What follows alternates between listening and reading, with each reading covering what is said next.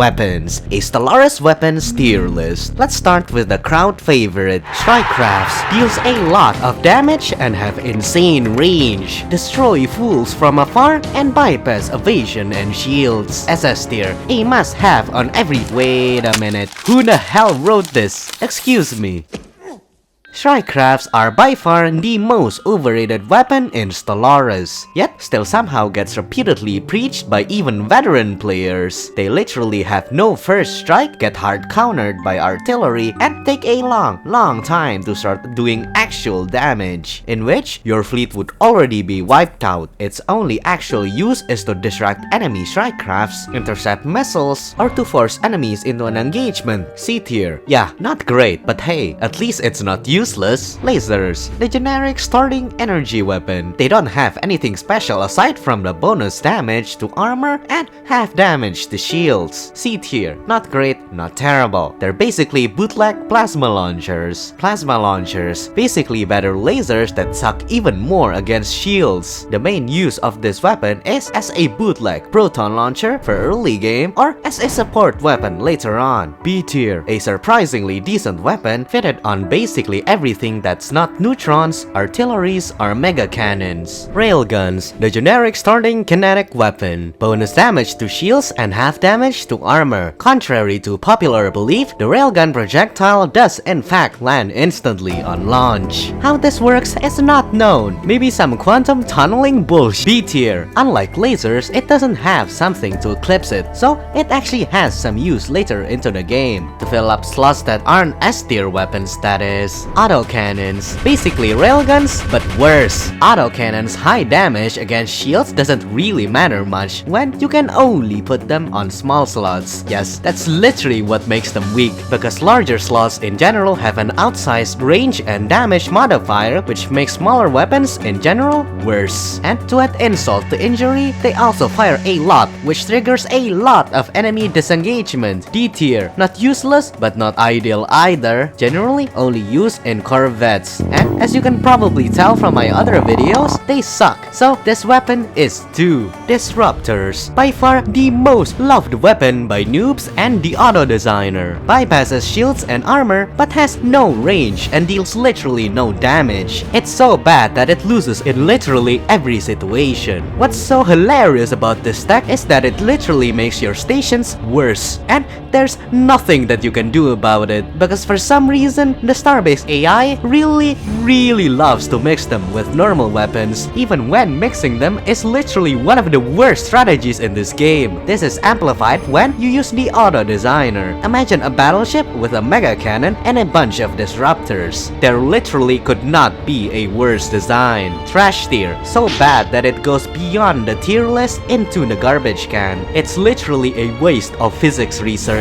Paradox, please fix. Neutron launchers can outrange pretty much everything and deals a ridiculous amount of damage, especially against armor and hull, making them near pointless. Although it has its damage halved against shields, it still does an absurd amount of damage. So much so as to pivot the meta in PvP to have more shields in general, as having armor is literally just a waste of alloys. It gets even more absurd if you combine this with giga cannons or kinetic artilleries, making an all-rounder fleet that shreds literally everything. S tier, it's so obnoxiously overpowered that not using them can be a death sentence in of itself. Kinetic artilleries, the partner in crime of neutrons. Although having slightly lower range and accuracy, it has double damage against shields. Fires twice as fast as neutrons, although that also means half in the first strike. But the added benefit of this is that the artillery would multi-target enemy ships and strip their shields, which the neutrons would wipe out easily. A tier, not the best alone, but if combined with neutrons can make a deadly all-around combo that destroys everything. Giga Cannon, the Giga Chat of all weapons. Some argue it's the best weapon due to it having the most range and the most real damage, mainly because it obliterates shields, mildly gets inconvenienced by armor, and can munch away at hull pretty easily. This weapon also combos very well with neutrons. For example, Giga Cannon's 150 range fires a colossal anti-shield first strike volley, wiping out enemy shields. And then, moments later, Neutron's 130 range fires an anti-armor and anti-hull volley, wiping out a dozen enemy ships. Do note that this Shad weapon can only be used on battleships, which means you won't have access to the overpowered picket computer, so you are much more vulnerable to destroyers and corvettes. So it's always recommended to have an artillery picket destroyer or cruiser detachment accompany this, as alone it's quite vulnerable. S tier, the absolute domination in range and real damage, while also synergizing well with neutrons to almost a ridiculous degree, makes it so that this can be called the best weapon, equaling or even surpassing the neutron launcher. This weapon can reign into the SS tier if only battleships had access to picket computers, but maybe even the devs realized that is just unbalanced to an absurd degree. Tachyon lances, pretty much the Giga Cannons, but worse in every way. It has the same range, deals insane damage to armor and hull, but has half the damage to shields. Wait, you seen a problem here? Yes, Tachyon lances always fire first in a fleet. That also means it always hits the enemy shields first. Yes, effectively, this weapon's first strike is just halved. It only starts getting useful on the second strike, where your mounted kinetic artilleries would wipe the enemy shields thoroughly. But by this point, the enemy would have already destroyed a lot of your ships, and you would be on your way to losing the battle due to the simple fact that this weapon fires first. A tier. Although it has a lot of flaws, it is by no means a bad weapon. You need to do a lot of micro-intensive mumbo jam. Wait, what? Okay, apparently according to testing, this actually can wipe out Giga Cannon neutron fleets. How? I was also astonished when Hari told me I was an idiot. Let me explain. A Giga Cannon neutron fleet will kill a Tachyon neutron fleet, but it's different if it's a mixed fleet of Tachyons, neutrons, and artilleries, because the extra artillery actually deals enough shield damage to let the surviving Tachyons shine. This is amplified with the fact that Tachyons have more accuracy and 1 day less reload time compared to Giga Cannons. S tier. Yes, for all you naysayers, we do test our statements. Perdition beams, the big brother of Tachyon lances, has the longest range with damage that can one-shot anything, but they take ages to reload and can only be put on Titans and Ion cannons. This is obviously a problem, since you can only field one Titan every 200 naval cap, while Ion cannons can't move and frankly suck. Although if you use a carrier computer, you can force an engagement anywhere in a system. But if this weapon doesn't target capital ships like Titans, Juggernauts, or Colossi, most of its damage burst is wasted. B tier. It is by no means a bad weapon, just not scalable into an armada and tends to overkill, which introduces a lot of inefficiencies, but still better than no weapons at all, especially since a Titan's front section only has the Perdition beam as an option. The join button doesn't cost any alloys nor upkeep and conjures up more videos like this one. Currently, the best weapon at taking out money problems, because this channel really isn't profitable. I'm actually running out of money. SS tier, the only weapon that must be clicked in order to be used. Which you should probably do, by the way. Oh right, I almost forgot about missiles, the normal kind. They're bad, plain and simple. Not only can they be intercepted, they also don't apply their damage instantly. What?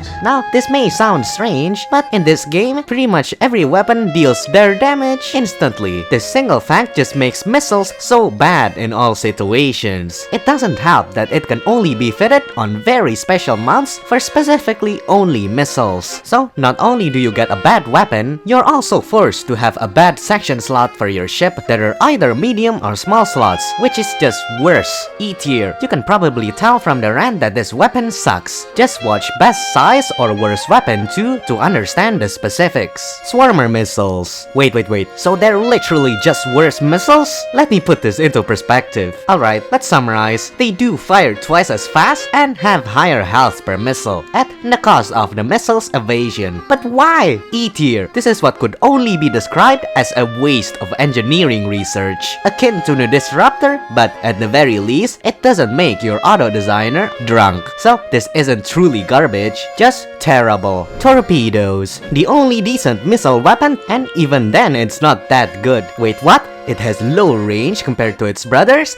Excuse me, torpedoes have a surprisingly decent alpha strike if it gets close, so it's unironically good with a good old corvette spam while camping hyperlanes. But yeah, other than that, pretty useless. D tier. Not as useless as normal or swarmer missiles, but still bad due to previous points still being the same. Point defenses, they're bad, so I'll keep it short. Flax, low damage and high tracking. Specialized in taking down strikecraft but terrible at everything else. While normal point defenses have slightly higher damage but lower tracking. Specialized in taking down missiles and also terrible at everything else. They're both E tier. Strikecraft not only does the job of these two better and faster, it also can deal actual damage. I didn't even mention how they're useless against armor, have no range, and are a waste of engineering research. It's recommended to empty them out as they're also a waste of alloys. Now, the event weapons. Mining lasers. Basically, this thing is a tier 3 laser with extra steps. It's not bad per se, but just has a very niche use. D tier. Normal lasers, but worse. Describes this weapon very well. Getting them early by killing some mining drones is not a bad option. Better disintegrators. Kill the unbidden and get better neutron launchers. Or so you thought. It has 10 less range and has a very low damage per hit, so it actually has a lower real damage value as it always gets the second strike and has a very low first strike. A tier. So yeah, they're basically just bootleg neutron launchers, but don't get me wrong, they're still good, just not S tier. Amoeba flagellas. Basically equivalent to level 3 strikecraft and not much else. I guess they do have lower tracking. Your sensors and traditions are supposed to pick up the slack on that part. C tier. They're pretty good as an early game weapon by assassinating Bubbles' family and taking their bodies as weapons.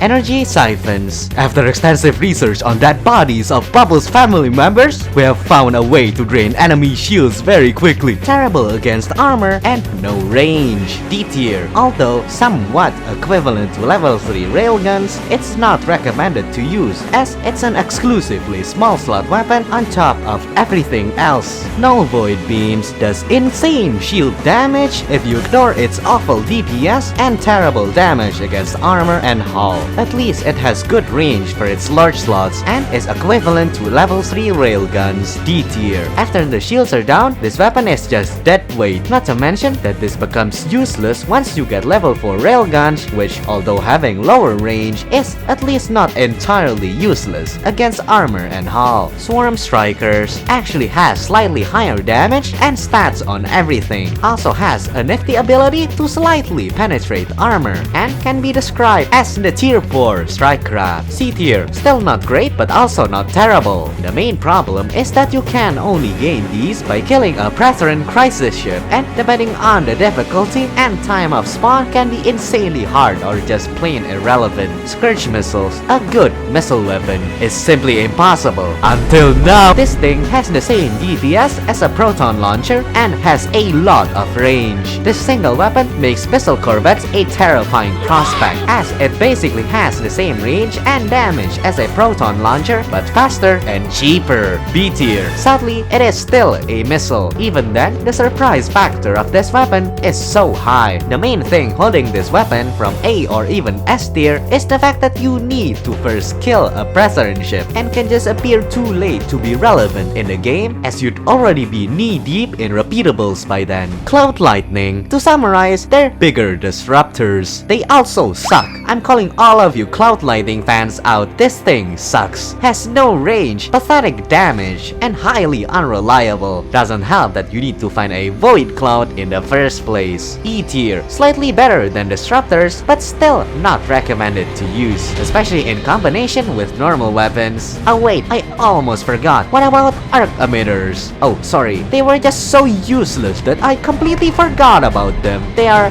to put it mildly, even bigger disruptors, and that's an even bigger bad. At the very least, they have high range, but still extremely unreliable. They also still have the amazing problem of not working with other weapons, but hey, at least they're not terrible when combined with Cloud Lightning. That's amazing, absolutely marvelous. D tier, still bad, but not as bad as Disruptors. Just please don't use this without Cloud Lightning. This thing just straight up goes to E tier. If you don't have every other slot of your ship fitted with Cloud Lightning. Phew, if you want another tier list, then click the video on screen for a terrible Stellaris Ethics tier list.